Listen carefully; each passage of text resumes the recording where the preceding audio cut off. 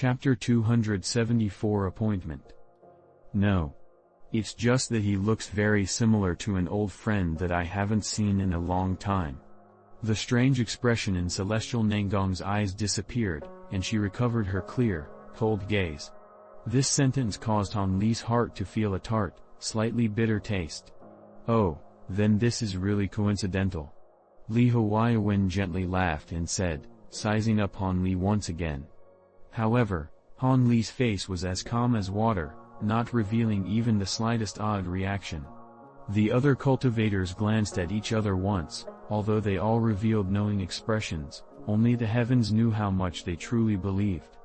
This celestial Nangong also knew that these words were unlikely to obtain the trust of the others, however, she still offered no defense and floated away.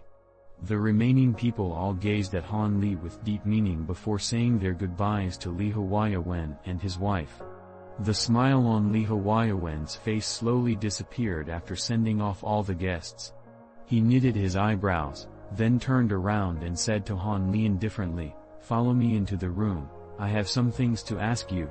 Seeing this, Han Li bitterly complained to himself, but he could only agree. As for his master's young wife, she gently assured Han Li with a few sentences, then followed him into the room. When Han Li walked into the guest lobby, Li Huaiwen was sitting on the chair, appearing very thoughtful.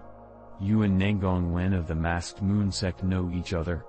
Li Huaiwen, upon seeing that Han Li was in front of him, stopped his contemplation and directly asked Han Li this without beating around the bush at all. Han Li was silent for a while upon hearing this, weighing his options in his heart many times.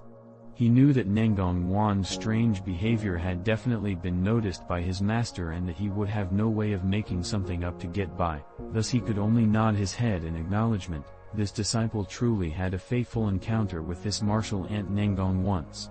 Upon hearing Han Li confess this so easily, Li Huaiwen actually felt that it was somewhat strange, and the expression on his face immediately became warmer. "Can you tell me what exactly happened?" The young woman's curiosity was greatly aroused upon hearing these words from Han Li, and she couldn't help but ask this question.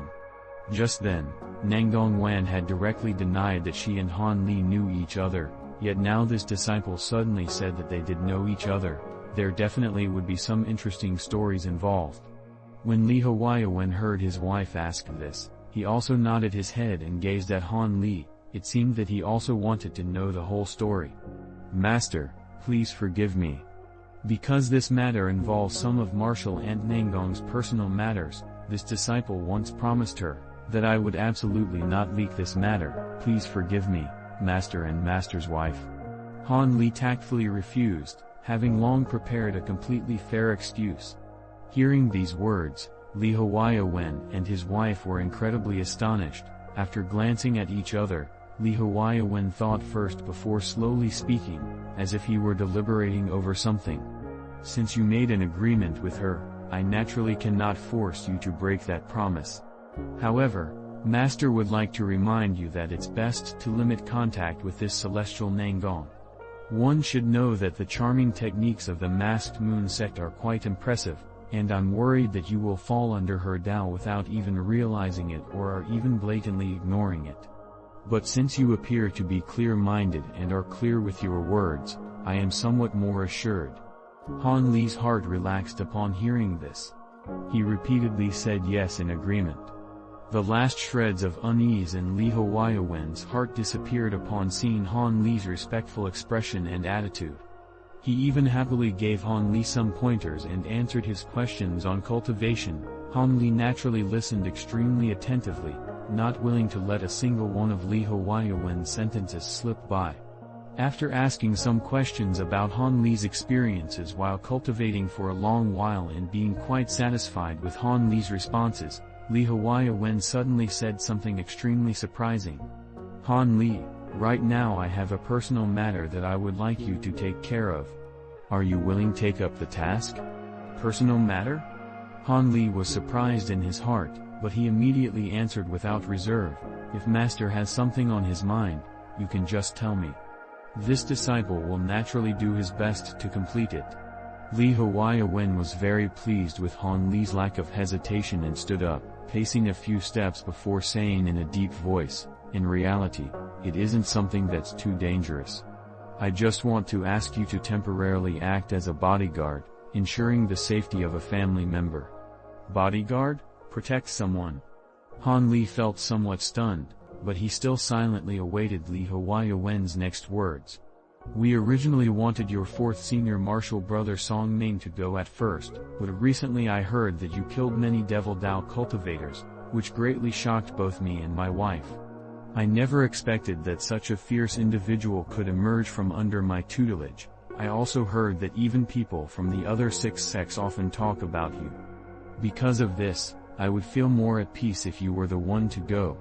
Li Huaiwen gently laughed. One could see that at this moment, his mood was very good. At the same time, the young woman to the side similarly said, smiling, "In addition, Song Ming has stayed in the Green Ripple Cave ever since he was young and hasn't gained much outside experience. His worldly experience is greatly lacking. This alone is one reason why you must be the one to go. After all, the person you must protect is immortal from the secular world." Upon hearing the words of praise from Li Huaiwen and his wife, Han Li wore an extremely shy expression and laughed, slightly embarrassed. However, with regard to them wanting him to protect some commoners, although Han Li's expression appeared normal, in his heart he was still somewhat depressed. What kind of dangers would an ordinary commoner encounter?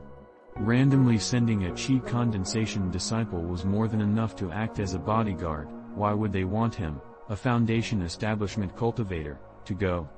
Perhaps Li Huaiwen guessed Han Li's misgivings, because he gave both an explanation and a narration. "The person I want you to protect is a descendant of my senior martial brother, who once saved my life.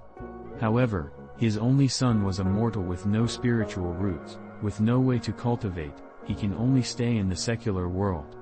Thus, before he died I promised that as long as I lived for one more day, I would definitely ensure the safety and prosperity of his descendants. I've secretly supported this family for the past 100 or so years by providing many riches and completely eliminating any dangers." Li Huaiwen stopped speaking, as if he were thinking on past matters.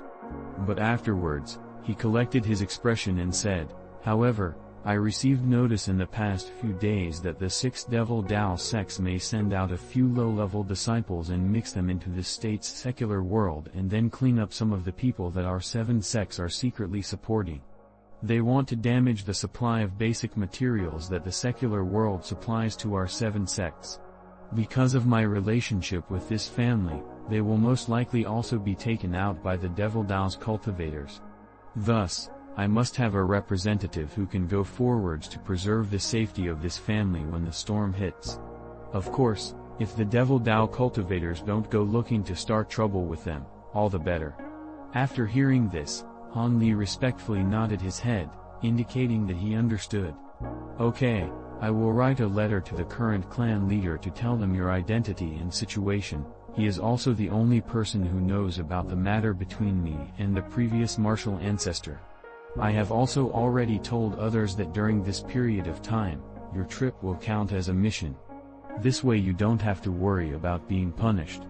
In addition, this jade slip contains detailed information on the entire clan. Bring it with you and go back to your lodgings and pack your bags. You will depart tomorrow morning, lest the situation suddenly change if you wait." Li Huaiwen ordered after thinking for some time. "As you command." Han Li bowed, then gently answered. Han Li sat on the Divine Wind boat, flying tens of feet above the ground at full speed. His current destination was not the location of the clan that he was supposed to protect in the capital of the state of Yue, Yujing. Rather, he was flying directly towards the state of Yuanwu. Taking advantage of the somewhat increased freedom of this mission, Han Li was hurrying to make the meeting that he and Qi Yongxiao had set. In addition, he wanted to see if that formation master was able to repair the damaged ancient teleportation formation. If the 7 sects were to face a great defeat in a battle, this would be his last resort for escaping. Otherwise, if the 6 Devil Dao sects were to have their hands suddenly freed, He could only do his best to survive under their suppression and encirclement. How could he have any time to continue his cultivation in that situation? Han Li estimated that if no accidents occurred on this trip, a short duration of 20 days would be more than enough to take care of his business without delaying the mission Li Huaiyuan had given him. Thus, he could continue to move forward assuredly. Qi Yongxiao and Han Li's meeting location was in a certain tea house in a small city in the state of Yuanwu. Based on what Qi Yongxiao said, the tea house was opened by one of his subordinates, so once Han Li found that location, he could easily contact Qi Yongxiao. Han Li moved as fast as lightning the entire way. Even if he occasionally encountered a few other cultivators, he would just brush past them without paying them any additional attention.